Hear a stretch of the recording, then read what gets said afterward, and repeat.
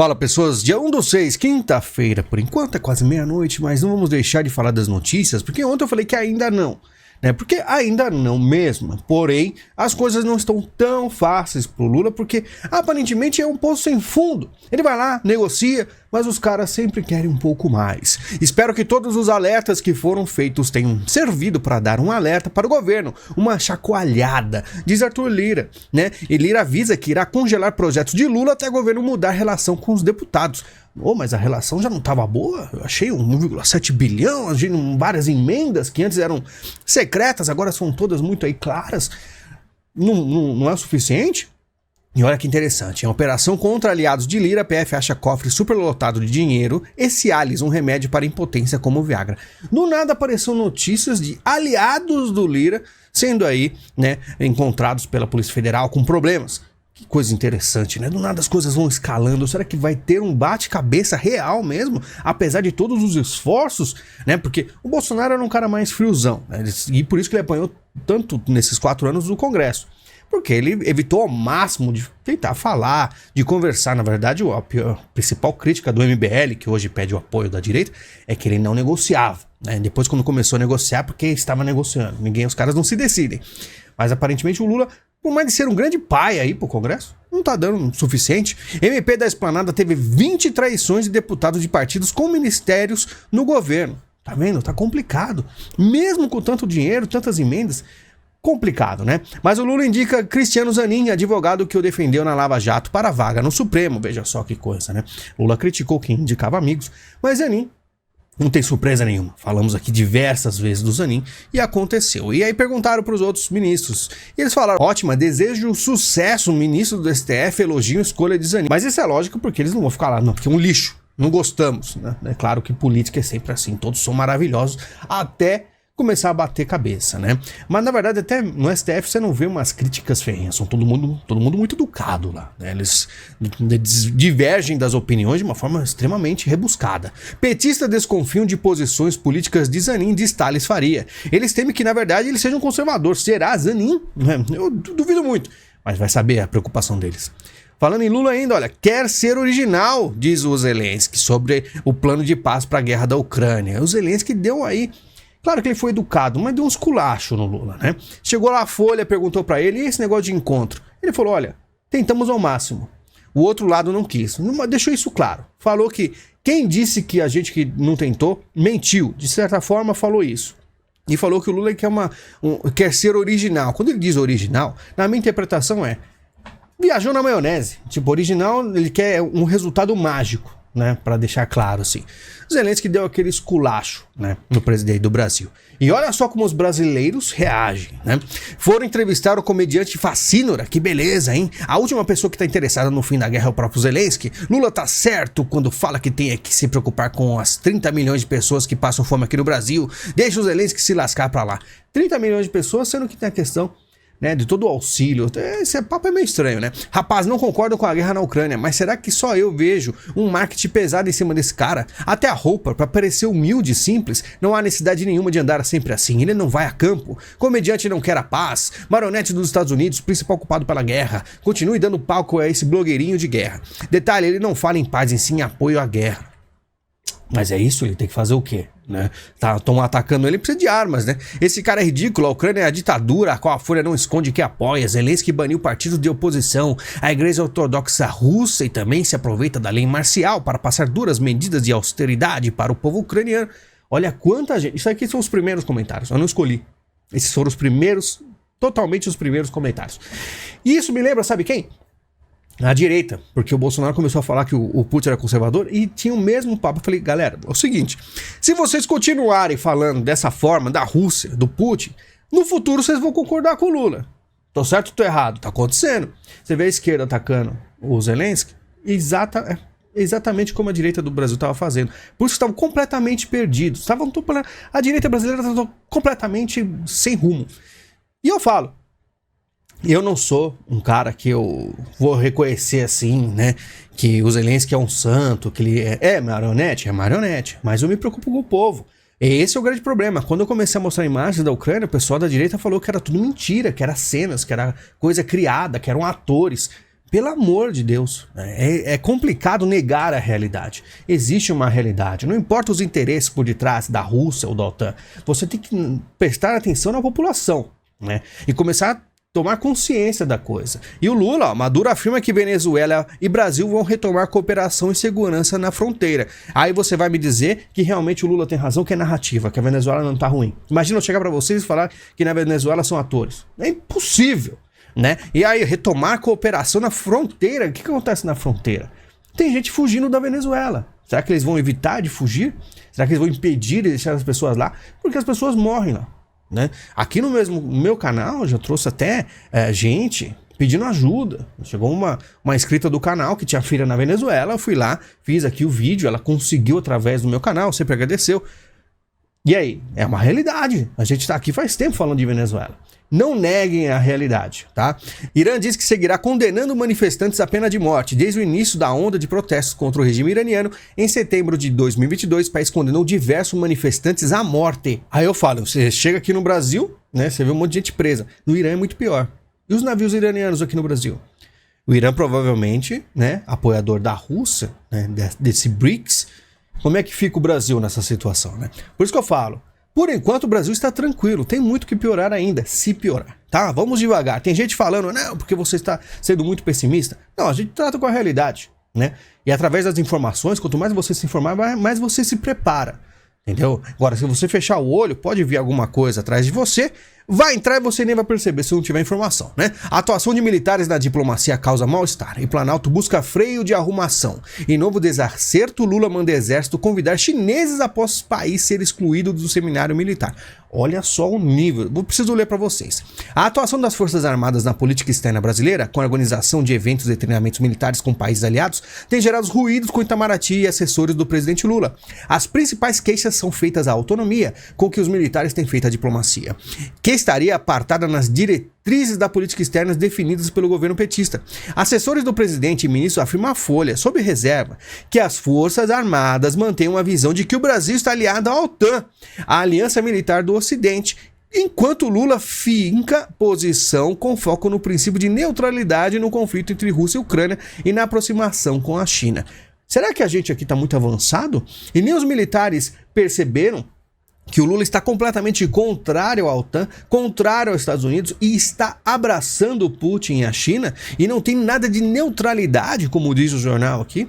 Será que nós estamos muito à frente? Será que os militares foram enganados? Acharam que o Lula seria um social-democrata, apoiador da OTAN? Será que os Estados Unidos realmente acreditou que o Lula não faria nada, que ele ficaria quietinho, não ia ajudar o Putin? Não sei, né? Vai saber, vai que a gente está muito à frente ou estamos completamente errados. O Lula ser um social-democrata e vai trair o Putin. Será? Tá muito cedo, né? Eu acho que não. PIB cresce 1,9% no primeiro trimestre, puxado pelo agronegócio. Urgente. A Folha mostrou urgente aqui, né? O PIB cresceu. No governo Lula, todo mundo muito animado. Só que o Estadão, ele foi esperto. Diferente da Folha que foi muito animada, o Estadão dá aquela puxada no freio, ó. Puxado pelo agronegócio. Por que o Estadão falou isso? Porque o agronegócio é atacado sempre pelo Lula. Então, se existe um crescimento, é por projetos que vieram de 2022, estão ainda acelerados, mas se fosse pelo Lula não estaria tanto. O desempenho da economia brasileira nos primeiros 3 meses do ano ficou dentro do esperado pelas projeções escolhidas pelo Broadcast, cujo intervalo variava de 1,4% a 2,4% e acima da mediana, 1,2%. No primeiro trimestre, o agronegócio cresceu 21%. O resultado foi impulsionado pela combinação de safra recorde, que deve alcançar mais de 300 milhões de toneladas neste ano, e pelos preços elevados das commodities. Então, realmente cresceu. Tá bem, só que o pessoal tá animado, mas como diz a Gia aqui, o agronegócio fascista, entre aspas, como é conhecido pela esquerda, traz sempre retorno para o Brasil. Se dependesse da esquerda, o PIB ia para baixo. E se continuar dessa forma, eu duvido que o PIB continue a crescer, tá? No Bolsonaro teve crescimento, agora eu quero ver manter isso aí. Veja os 5 maiores privilégios tributários. O governo vai abrir mão de arrecadar 641 bilhões em impostos este ano. Você lê isso aqui e você fala, caraca, mas o Lilo ficou falando tanto que eles estavam aumentando o imposto, e como chega essa notícia do UOL aqui incrível? Eu não vou falar nada, vou deixar outros falar por mim, como diz o Johnny. Manipulação de notícia para enganar as pessoas e fazê-las pensar que é o Lula que está diminuindo impostos. Essas isenções de impostos existem já há tempos e também foram feitas ano passado. Cobrar desse tanto de impostos seria falir grandes indústrias, como a zona de Manaus de agricultura e agroindústria, que alimenta e emprega tanta gente. Então o que você está dizendo é o quê? O UOL, ele chega a falar, olha, o Lula é tão bom que ele está deixando de arrecadar tudo isso. Ele poderia arrecadar, ou seja, poderia ter muito mais imposto. Poderia. Ué, mas esse é o plano dele. Então pode ser que ele no futuro faça isso, arrecade aí mais 600 bilhões. Vocês não têm noção de quanto é isso em dinheiro. Mas como disse aqui o usuário, muito acertadamente, sabe ler as notícias, né? Gás de cozinha sobe em 9 estados, mesmo com redução de preços da Petrobras às distribuidoras. Igualzinho aconteceu com o Bolsonaro, né? Diminui, mas chega o quê? Chega o ICMS e coloca o preço lá em cima, e aí o povo fica fazendo L mesmo assim, né? Não é mágico, né? Conversa lá com o Congresso, faz alguma coisa, conversa com os governadores. Bolsonaro nunca apanhou tanto, inclusive em questão de pandemia, dos governadores. Brasil é fácil? Não é fácil, né? Presidente Lula não cumpre promessas sobre minha casa e minha vida. Olha só, uma das principais promessas do presidente Lula durante as eleições de 22, o programa Minha Casa Minha Vida registrou uma queda brusca na emissão de novos contratos e também na entrega de residências, segundo dados da CEBIC. Os números reduziram expressivamente no primeiro trimestre deste ano. Faço L, simples assim, não precisa falar mais nada. Ministro do TSE libera para julgamento a ação que pode tornar Bolsonaro inelegível. Então aí, correndo atrás, deixa inelegível logo, porque os caras só ficam ameaçando, deixa logo, né? Já que, pelo que temos hoje, o que aconteceu ano passado, eu não tenho grandes esperanças, né? Como eu falei para vocês, eu sempre fico olhando e vejo o Brasil se tornar um país social-democrata. O próprio povo, né? Falam da sua maioria, não gostou. Né? Não gostou, é só ver quantas pessoas foram enganadas pela pandemia, né? Relatora da CPI 8/1 cogita convocar Bolsonaro e militares e minimiza papel do governo Lula. E aí eu vou falando pra vocês que essa CPI, do dia do 8, o pessoal da direita tá muito animado.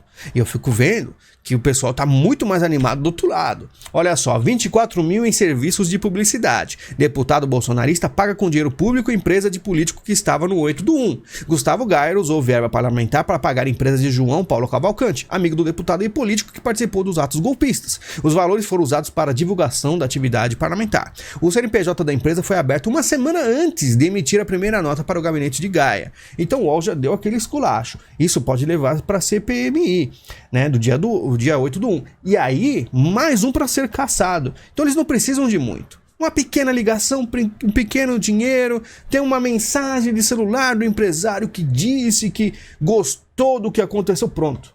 O cara já tá em perigo aí. Por isso que eu falo, a ampliação de investigações da CPI do 8 de janeiro é novo foco de tensão entre militares. Os militares foram perseguidos na questão da pandemia, lembra de toda a questão do ministro do Bolsonaro, né? Todos os militares, o Omar Aziz atacando eles. Então, o Pazuello, na verdade, né? Então, muita coisa aí dos militares vão apanhar nesse governo. Por isso que eu fiquei muito, assim, decepcionado em ver uma atuação quase que nula dos militares, que não aconteceu nada, né? Deixaram tudo fluir muito calmamente. Governo veta pensão a militares brasileiros em missão de paz no Oriente Médio. Então, mais uma coisa aí cortando. Militares temem que a atual cúpula seja convocada a depor na CPI dos atos golpistas. O pessoal está sendo encurralado. E o general Heleno? Heleno defende golpe de 64 na CPI do DF e causa confusão. Eu fiquei pasmo de ver o nível do deputado, como ele distrata o Heleno. Você vê a postura. Heleno nega referência a Lula e fala sobre bandido subir a rampa. Ele falou que não falou o nome do Lula, né? Os caras ficam empurrando, tentando colocar ele em problemas. Heleno elogia acampamento golpista, local sadio sem consequências ruins. Tudo isso é jogado contra ele. E o general Heleno, eu sinceramente sempre gostei muito dele. Parecia realmente estar apto aí, ou simplesmente querendo uma mudança das coisas, mas pelo visto, em volta dele nada aconteceu. Ele sempre teve uma postura de querer fazer algo. E é um senhor já, e você vê como ele é encurralado, o general Heleno. E aí, eu digo, os militares estão divididos, ou a maioria está do lado do PT, porque não houve nenhum tipo de, sabe, como eu posso dizer assim, revolta. Será que eles realmente acham que Lula é social-democrata, como estava na notícia que eu li anteriormente? Eu acho muito complicado. E você sabe como o povo reage? Olha só. O lugar do Heleno, o pequeno, é na cadeia. Heleno deveria sair algemado daí. Já passou da hora desse Heleno ser preso. É assim que o povo reage. É um senhor, né? Enfim, é isso que eles vão fazer, né? Todo mundo que é mais alinhado e que tem poder, que tem voz, vai ser realmente caçado, de certa forma, pela esquerda. Exclusivo suspeito desarma e atira contra 2 policiais militares. Porque a gente sempre fala da questão de câmera nos policiais, que é urgente. A polícia de São Paulo realiza buscas para encontrar o criminoso que lutou, desarmou e atirou contra 2 policiais militares durante a abordagem em São Mateus, zona leste da capital. Os agentes foram atingidos com tiros no rosto e na perna. Após a ação, o criminoso fugiu levando a arma de um dos PMs, né? Então você vê uma situação complicada, que o policial ele tem que agir, mas não pode agir com muita truculência, porque vai ter uma câmera. E aí se ele age, ele, vamos dizer, quebra o braço do humilhante, aí é complicado, vai se afastar. Se ele bate, dá um soco também. Que isso, que absurdo. Agora, se o marginal tira a arma, atira nos policiais, aí o culpado é policial. Como diz aqui a Nath falou, só vejo pessoas comentando despreparados. Mas se o policial de imediato tivesse atirado no humilhante, estariam aqui criticando a abordagem, dizendo que não era necessário. Justamente. E é isso que a maioria das pessoas do Brasil ficam falando. E eu acho isso absurdo. E ainda querem mais câmera. Para o quê? Limitar ainda mais os policiais. E vamos em frente, né? Procuradora de Goiás reclama de salário de R$37 mil só para as minhas vaidades. Ela falou que ela gasta isso aí só com o sapato dela, né? Com os brincos e que o resto, né? O marido que paga, que o marido também ganha bem. Ela tem dó dos promotores, fica preocupada com os promotores que estão chegando agora e ganham 30 mil apenas. Eu fico vendo essas coisas, eu vejo como tem gente completamente fora da realidade do Brasil. Completamente fora da realidade. Imagina, 37 mil. 37 mil. Olha, eu nunca vi esse dinheiro na minha vida. Acho que eu nunca tive esse montante, juntei esse dinheiro na minha vida. Nem quando eu fui demitido do meu trabalho, peguei rescisão. Olha o nível. Ganha por mês. Acha pouco. Eu falo, tem gente no Brasil. O Brasil é inacreditável. Suzane von Richthofen disputa a vaga com salário de quase R$6 mil. É mais uma aí, 6 mil. Também nunca ganhei isso aqui, né? Nem metade. E vai ser funcionária pública. Talvez eu largue o YouTube e vou estudar para o concurso, porque tá complicado. Mais da metade das crianças do 2º ano do fundamental não estão alfabetizadas, né? Isso aí eu não estranho, tá? Porque em 92, 93, quando eu estava estudando, eu fui o primeiro a aprender a ler e meus colegas na 3ª série ainda tinham dificuldade absurda de ler. Então você vê, faz tempo que a educação no Brasil é péssima. Muito tempo. Então eu não estranho, na verdade até me surpreende no 2º, né? Eu acho que até na 7ª série deve ter gente, 8ª série não tem gente que não tá sabendo ler ainda. Praça da Liberdade. Prefeitura de São Paulo muda o nome da Praça da Liberdade para reparar a importância histórica da presença negra. O que tem a ver? Não sei, mas vai se chamar agora Liberdade África Japão. É um bairro completamente japonês, no São Paulo. Não sei se vocês conhecem, é tudo japonês, né? A maioria, ou asiático, do nada colocaram África lá, né? Provavelmente vai acabar agora todos os problemas do Brasil. Veremos.